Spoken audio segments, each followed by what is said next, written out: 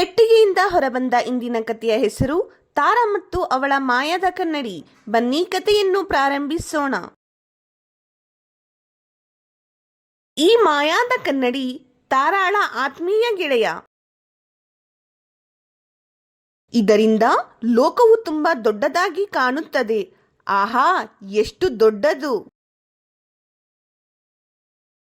ಬಿದಿರು ಹುಲ್ಲಿನಂತೆ ಕಾಣುತ್ತದೆ.